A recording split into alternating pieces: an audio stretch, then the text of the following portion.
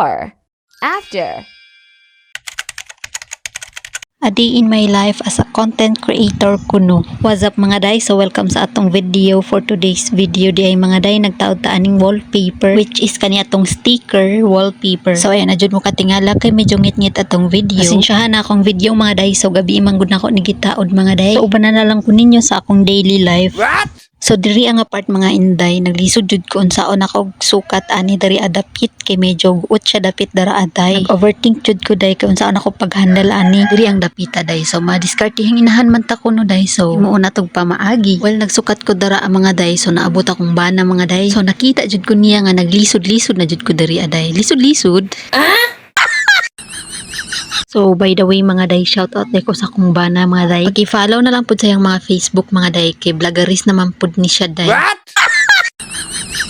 Joke lang bitaw pero mas una jud ni siya nag-vlog day kontra sa ako ang mga day. Katupa siguro ning 2018 day. Nagsugod siya vlog mga day. So while gapadikit ko aning atong wallpaper sticker mag story time sa ta mga inday which is among pag-vlog sa una mga day. Dili diri kay Lola Mets mga inday kundi sa YouTube. So medyo dugay-dugay na jud ay siya nga na YouTube channel inday. So dili pagurumi uyab, eneme keneme.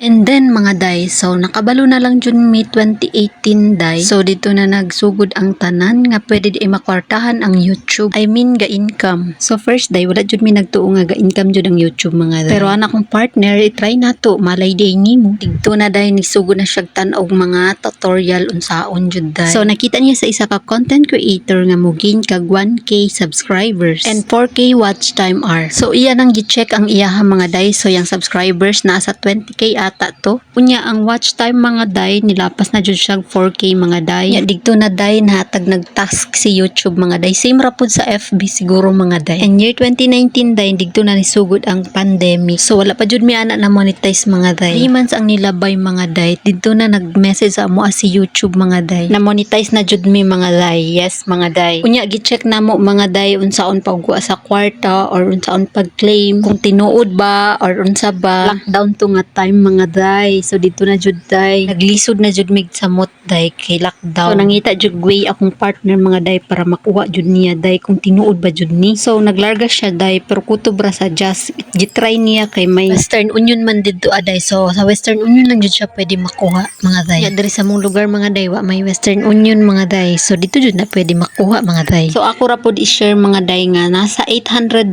ata to among income ato nga time mga day. Mao na among first sahod jud sa YouTube mga day. Nya ang dollar ato nga time mga day naa sa 50 pesos ata to day ang rate ato day. I mean ang rate sa dollar mga day 50 pesos. Nya gi times na mo ang $800 day sa times 50 day. So naa siya sa 40k. Pero dili siya totally 40k jud among nakuha mga day kay naa siya ibayran nun nga tax pa day. So dito na jud mi nagtuod day nga tinuod jud siya day. Grabing ambak ato sa akong partner mga day. Hilak jud ato nga tay mga day. Yes mga day. Man ka anang ginasulduhan ka kada bulan mga day nya wa kay gibuhat. Igura ka mo upload. So, na jud nagsugod akong partner mga day nga sig upload mga day, sig vlog. Sa una man gud day dili pa nauso ning copyright mga day. Oo mga day. By the way mga day i-share na pud nako unsa mong first gipalit jud sa mong sahod mga which day. Is ang among piano sa una mga day ug kining mga gamit sa yang sound system. Nabitin mo sa akong video day tara sa next video. Diri na lang ta kutob mga inday. Thank you for watching.